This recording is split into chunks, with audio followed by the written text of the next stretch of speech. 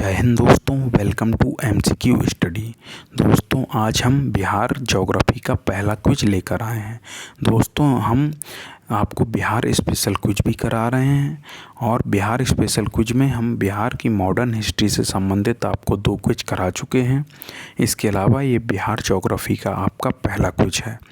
तो दोस्तों हम आपको इसलिए बिहार पर इतना फोकस कर रहे हैं क्योंकि एक तो बीपीएससी एग्ज़ाम लगा हुआ है, 69th बीपीएससी। इसके अलावा सबसे इम्पोर्टेंट बहुत से लोगों का जो एग्ज़ाम लगा हुआ है, कौन सा, बिहार में जो टीचर्स भर्ती निकली हुई हैं उसमें भी बिहार से संबंधित चीज़ें पूछी जाएंगी।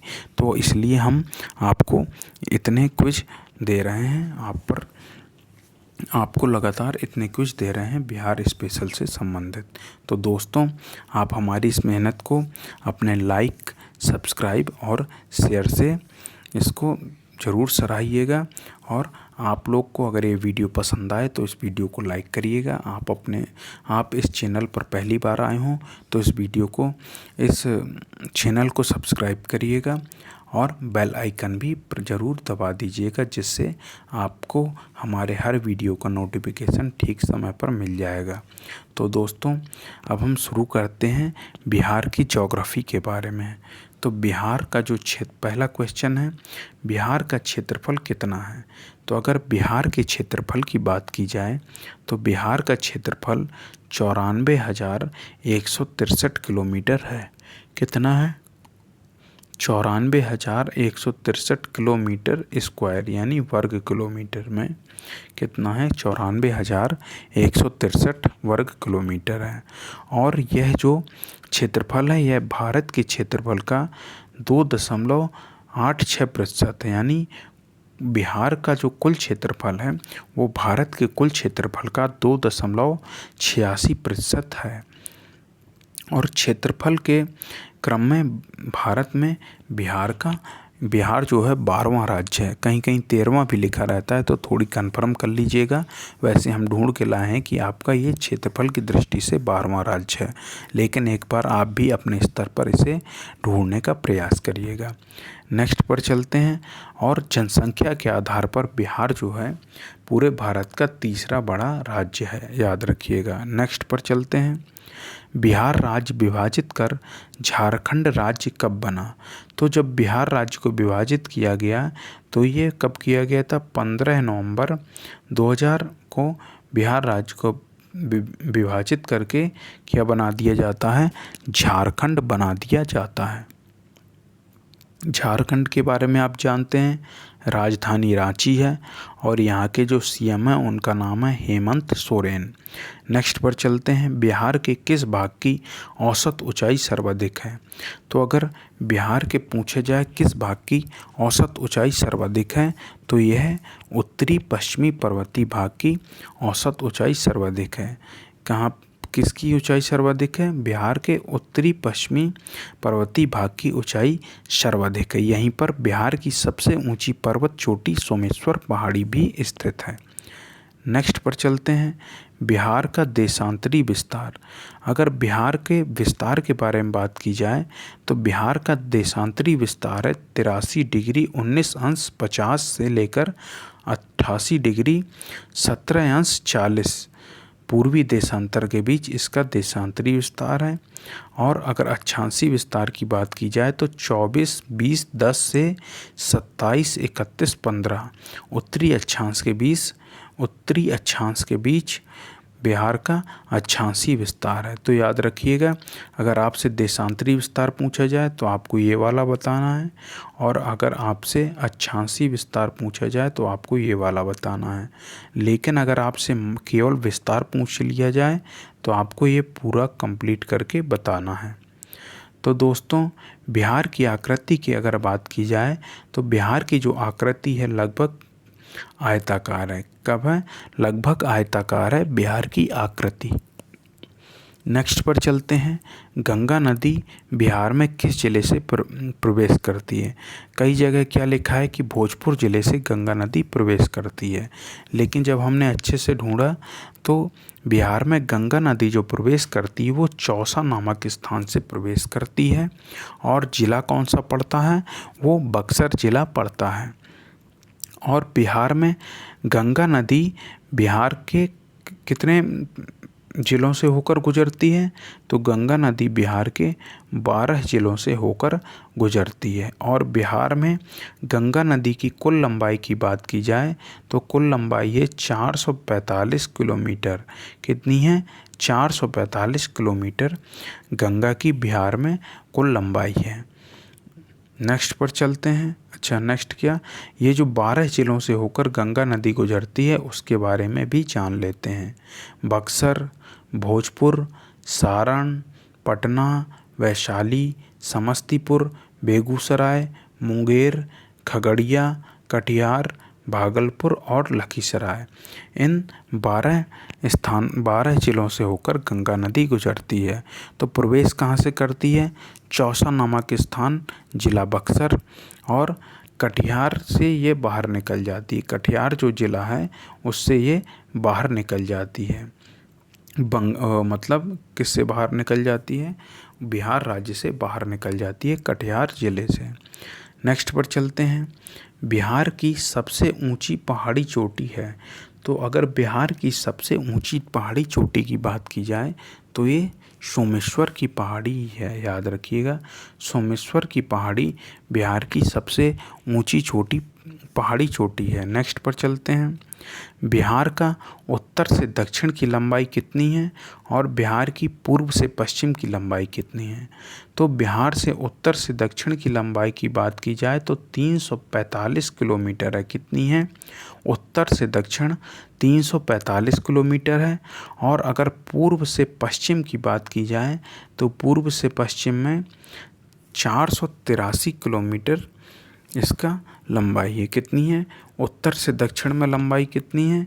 उत्तर से दक्षिण में बिहार की लंबाई 345 किलोमीटर है और पूर्व से पश्चिम में बिहार की लंबाई 483 किलोमीटर है। नेक्स्ट पर चलते हैं। बिहार राज्य के पश्चिमोत्तर कोने पर हिमालय की एक चोटी है, इसे किस नाम से जाना जाता है? तो बिहार राज्य के पश्चिमोत्तर कोने पर बिहार की जो एक चोटी है उसे सोमेश्वर की पहाड़ी के नाम से जाना जाता है, याद रखिएगा, सोमेश्वर की पहाड़ी के नाम से जाना जाता है। नेक्स्ट पर चलते हैं।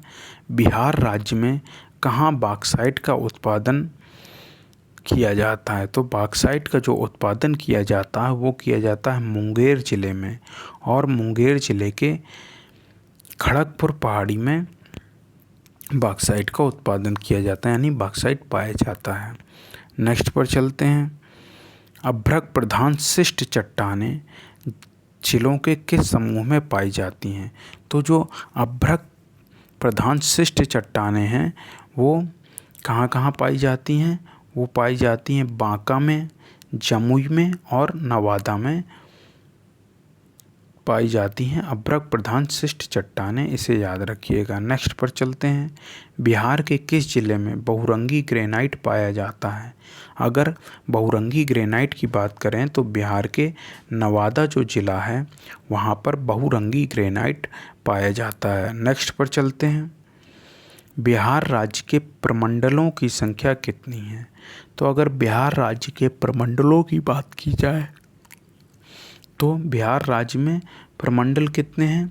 9 प्रमंडल हैं, 101 अनुमंडल हैं और 534 प्रखंड हैं। क्या क्या है?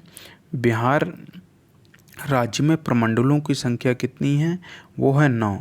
और इसके अलावा अनुमंडल कितने हैं? अनुमंडल हैं 101। ज़िले कितने हैं? 38 ज़िले हैं। और प्रखंड कितने हैं? 534 प्रखंड हैं, याद रखिएगा। और अगर हम 38वें ज़िले की बात करें कि नवीनतम जो 38वां ज़िला बना है वो कौन सा ज़िला है? वो है अरवल ज़िला। अरवल ज़िला कौन से प्रखंड में शामिल है? वो मगध प्रमंडल में शामिल है। तो ये जो 9 डिवीज़न किए गए हैं बिहार के, तो उनके बारे में भी जान लेते हैं। 9 प्रमंडल कौन कौन से हैं? 9 प्रमंडल में है पटना, तिरहुत, सारण, दरभंगा, कोसी, पूर्णिया, भागलपुर, मुंगेर और मगध, याद रखिएगा। मगध है, यहाँ पे धा होगा, मगध। तो जो 9 प्रमंडल हैं बिहार के कौन कौन से हैं? पटना, तिरहुत, सारण, दरभंगा, कोसी, पूर्णिया, भागलपुर, मुंगेर और मगध। नेक्स्ट पर चलते हैं। जिलों की संख्या के हिसाब से सबसे बड़े 3 प्रमंडल कौन से हैं? तो अगर सबसे बड़े 3 प्रमंडलों की बात की जाए तो सबसे बड़े 3 प्रमंडल हैं तिरहुत, मुंगेर और पटना। तिरहुत, मुंगेर और पटना। तो तिरहुत, मुंगेर और पटना में कितने ज़िले हैं? छः जिले हैं इन तीनों में, याद रखिएगा। और एक बात और याद रखना है कि भागलपुर प्रमंडल में मात्र 2 जिले हैं और बिहार में टोटल कितने ज़िले हैं? 38 जिले हैं, याद रखिएगा। नेक्स्ट पर चलते हैं। बिहार का विस्तार है, हमने आपको बताया था कि बिहार का विस्तार कितना है? 24 डिग्री 22 अंश 10 से लेकर 27 डिग्री 31 अंश 15 उत्तरी अक्षांश, और देशांतरी विस्तार कितना है? 83 डिग्री 19 अंश 50 से लेकर 88 डिग्री 17 अंश 40 पूर्वी देशांतर के मध्य क्या है? ये बिहार का विस्तार है, याद रखिएगा। इसे आप देखिए, बार बार इस वीडियो को देखिए, और यदि ना समझ में आए तो आप उसको अलग से नोट कर लीजिएगा और ऐसी जगह नोट करिएगा कि आते जाते आपकी नज़र वहाँ पर पड़ सके। तो दोस्तों अब हम नेक्स्ट क्वेश्चन पर चलते हैं। बिहार में चूना पत्थर कहाँ पाया जाता है? अगर बिहार में चूना पत्थर की बात की जाए तो सोन घाटी के पश्चिम में और कैमूर की पहाड़ियों में क्या पाया जाता है? चूना पत्थर कहाँ पर पाया जाता है? कैमूर की पहाड़ियों में और सोन घाटी के पश्चिम में। कैमूर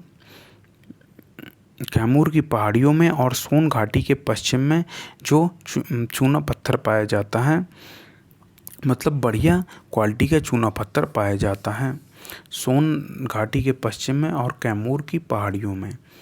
नेक्स्ट पर चलते हैं। बिहार में स्थित कोसी परियोजना की नहरें कहाँ से निकलती हैं? तो अगर बिहार में स्थित जो कोसी परियोजना है उसकी नहरें कहाँ कहाँ से निकलती हैं? तो उसकी जो नहरें निकलती हैं वो हनुमान नगर के निकट से निकलती हैं, याद रखिएगा।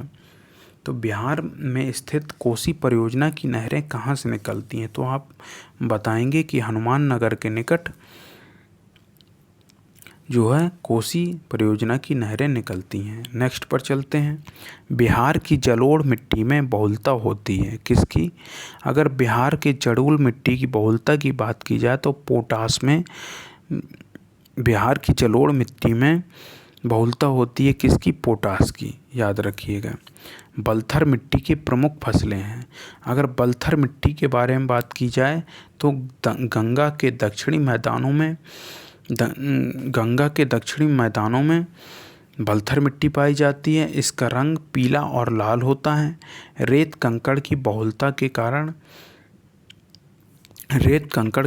होती है इसमें, और उर्वरा शक्ति इसमें कम होती है। तो बलथर मिट्टी के बारे में क्या क्या पता चला? एक तो उर्वरा शक्ति कम होती है, रेत कंकड़ की बहुलता होती है, जो रंग है वो पीला और लाल है, और गंगा के दक्षिणी मैदानों में बलथर मिट्टी पाई जाती है। तो इसमें जो प्रमुख फसलें उगाई जाती हैं उनका नाम है अरहर, ज्वार, बाजरा। जो मोटे अनाज हैं वो बलथर मिट्टी की प्रमुख फसलें हैं। नेक्स्ट पर चलते हैं।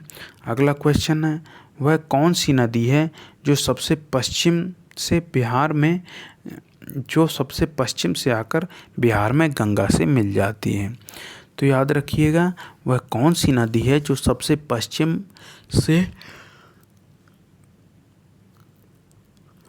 से बिहार में जो प्रवेश कर बिहार के एक मिनट फिर से क्वेश्चन रिपीट करता हूँ। वह कौन सी नदी है जो सबसे पश्चिम से बिहार में प्रवेश करती है और गंगा नदी में मिलती है? मतलब सबसे पश्चिम से, ये नहीं, थोड़ी इसका एक बार हम फिर से क्वेश्चन डिस्कस करेंगे। वह कौन सी नदी है जो सबसे पश्चिमी बिहार में गंगा नदी से मिलती है? ये ज़्यादा ठीक रहेगा कि वह कौन सी नदी है जो सबसे पश्चिमी बिहार में गंगा नदी से मिलती है। तो याद रखिएगा ये सोन नदी है। अगर सोन नदी के बारे में बात की जाए तो सोन नदी का उद्घाटन कहाँ पे है? सोन नदी का उद्घाटन अमरकंटक है सोन नदी का उद्गम स्थल। नेक्स्ट पर चलते हैं। बिहार में ग्रीष्म काल में सर्वाधिक वर्षा। बिहार में जो ग्रीष्म काल है उसमें सर्वाधिक वर्षा किस भाग में होती है? तो ग्रीष्म काल में सर्वाधिक वर्षा की बात की जाए तो पूर्वी भाग में होती है। याद रखिएगा पूर्वी भाग में सर्वप्रथम वर्षा होती है। कहाँ पे, कब होती है वर्षा?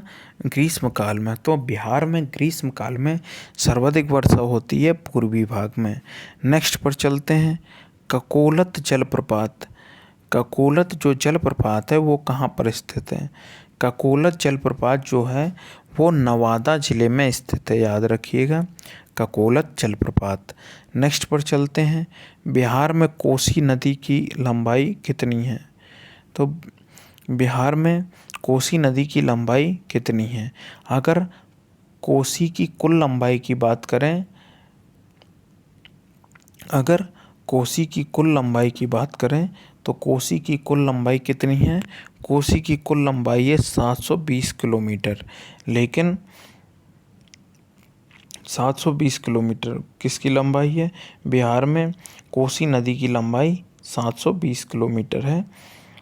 याद रखिएगा 720 किलोमीटर। नेक्स्ट पर चलते हैं। बिहार में गंगा नदी के दक्षिणी भाग में वह कौन सी नदी है जो सबसे पूर्व में गंगा नदी से मिलती है? याद रखिएगा बिहार के पश्चिमी क्षेत्र में लगभग, पश्चिमी क्षेत्र नहीं है दक्षिणी क्षेत्र है। बिहार में गंगा के दक्षिणी भाग में वह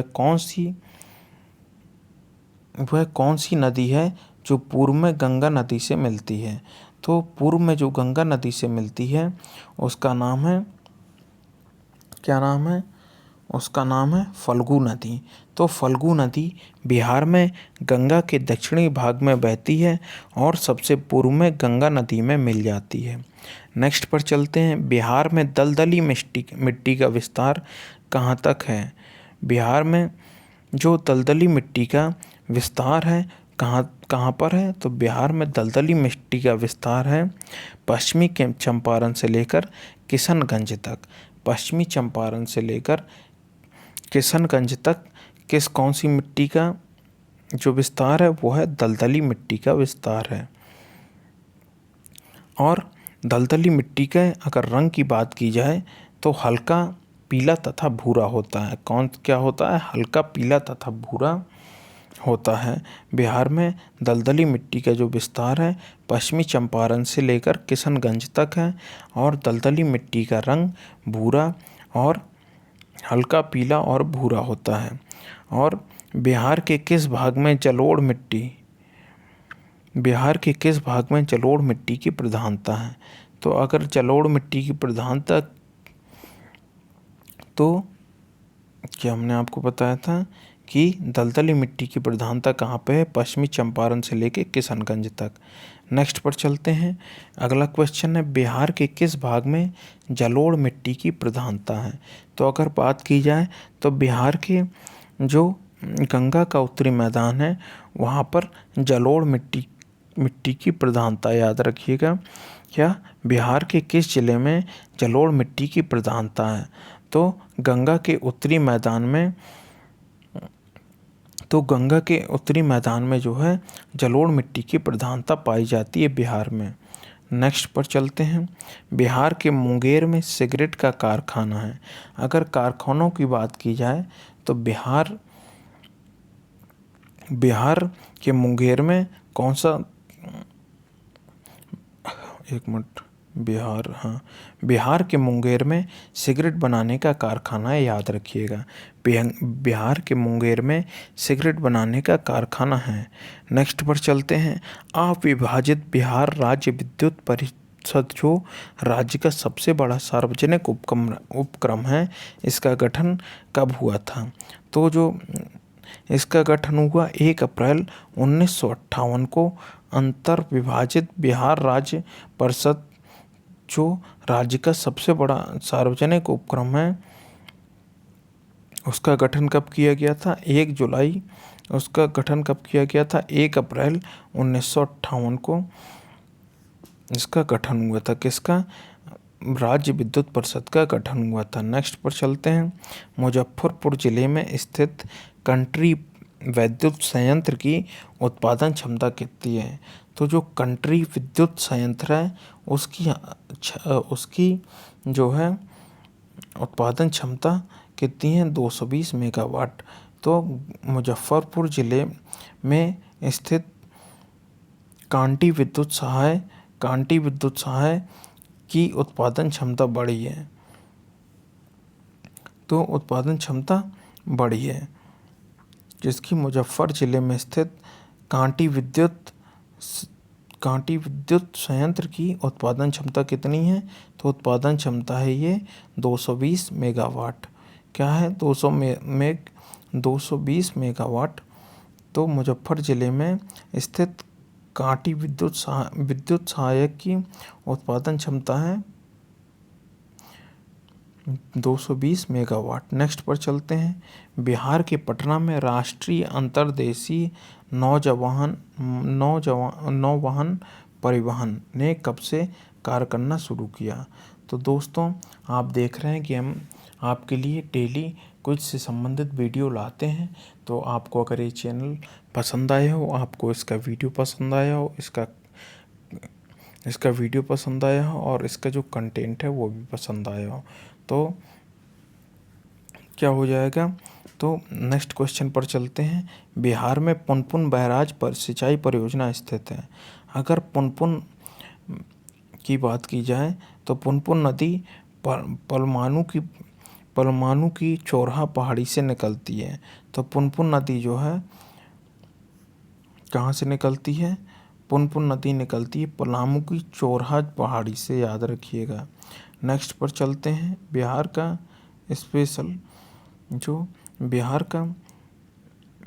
बिहार में पुनपुन बैराज नदी सिंचाई परियोजना कब होती थी? मतलब बिहार में पुनपुन बैराज सिंचाई परियोजना कहाँ स्थित है? तो स्थित था गया में। और इसमें क्या है कि बिहार में पुनपुन सिंचाई परियोजना जो है वो औरंगाबाद में स्थित है। और पुनपुन नदी जो है पलामू की चोरहा पहाड़ी से निकलकर सोन के लगभग समानांतर औरंगाबाद, जहानाबाद और पटना जिले में बहती है। नेक्स्ट पर चलते हैं। बिहार में किसान क्रेडिट कार्ड की शुरुआत कब हुई थी? तो बिहार में जो केसीसी बनेगा वो कब शुरू हुई थी? इसकी स्थापना हुई थी 1999 में। और भारत में किसान क्रेडिट कार्ड की स्थापना कब हुई थी? तो वो हुई थी बिहार में किसान क्रेडिट कार्ड की शुरुआत कब हुई थी? तो आप लोग जानेंगे। बिहार में क्रेडिट कार्ड अभियान की शुरुआत जो हुई थी वो 1999 में हुई थी। और नेक्स्ट क्वेश्चन है, बिहार में कोसी परियोजना कब बनकर तैयार हुई? तो अगर बिहार में कुछ पूछा जाए तो बिहार में पूछा जाएगा कि कोसी जो परियोजना है कब बनकर तैयार हुई? तो आपको बताना है 1965 में। नेक्स्ट पर चलते हैं। बिहार में पूर्वी कोसी नहर कहाँ से निकलती है? अगर पूर्वी कोसी नहर के बारे में बताया तो बिहार में पूर्वी कोसी नहर है कहाँ से निकलती है? भरत नहीं, हनुमान नगर से निकलती है। कौन सी? बिहार में पूर्वी कोसी नहर हनुमान नगर से निकलती है। और बिहार में कोसी परियोजना कब बनकर तैयार हुई थी? तो कोसी परियोजना 1975 में बनकर तैयार हुई थी। नेक्स्ट पर चलते हैं। अगला क्वेश्चन है, बिहार की बटेश्वर जलाशय योजना संयुक्त परियोजना जो है, बिहार की बटेश्वर जलाशय योजना जो एक संयुक्त परियोजना है किसके किसके मध्य, झारखंड और बिहार के मध्य। कौन सा?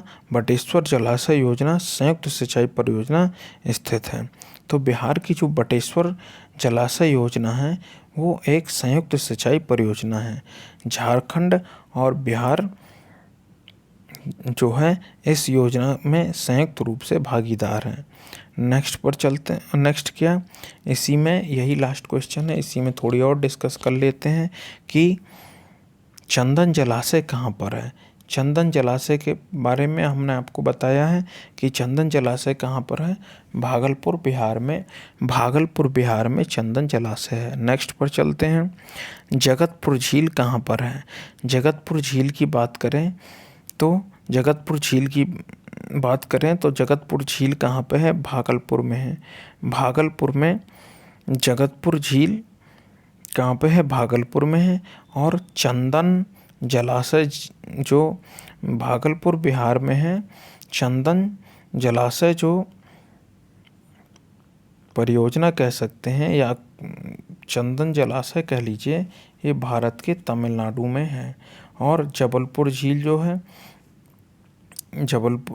जगतपुर झील जो है वो भाऊ रहे हैं, भागलपुर से याद रखिएगा कि भाऊ रहे हैं जगत में चंदन लेके बैठे। तो क्या है, चंदन जलाशय और जो जगत झील है ये सब भागलपुर बिहार में स्थित है, याद रखिएगा। तो एक बार थोड़ी लास्ट क्वेश्चन और देख लीजिए। बिहार की बटेश्वर जलाशय योजना संयुक्त सिंचाई परियोजना है कहाँ कहाँ की, झारखंड और बिहार की। तो दोस्तों आज का जो बिहार स्पेशल जो ज्योग्राफी क्विज है आपका यहीं पूरा होता है। हम आपसे अपने नेक्स्ट वीडियो में मिलेंगे, लेकिन उससे पहले आप सभी से रिक्वेस्ट है कि आप हमारे इस वीडियो को लाइक करिए। इस वीडियो में फीडबैक के रूप में जो भी आप लिखना चाहें कमेंट करिए, फ़ोटो में भी कमेंट करिए, यूट्यूब चैनल पर कमेंट करिए। और आपको क्या करना है कि आपको ये वीडियो देखना है, और अगर आपको कहीं समझ में नहीं आता तो दोबारा उस वीडियो को देखिए, और फिर भी ना समझ में आए तो उसके आप की नोट्स की पॉइंट बनाकर लिख लीजिएगा। तो दोस्तों अगर आप हमारे YouTube चैनल को लाइक करते हैं तो ये सबको रिकमेंड करेगा जो आपके कांटेक्ट में होंगे। तो दोस्तों आपको क्या करना है, आपको हमारे YouTube चैनल को सब्सक्राइब करना है और बेल आइकन पर क्लिक कर देना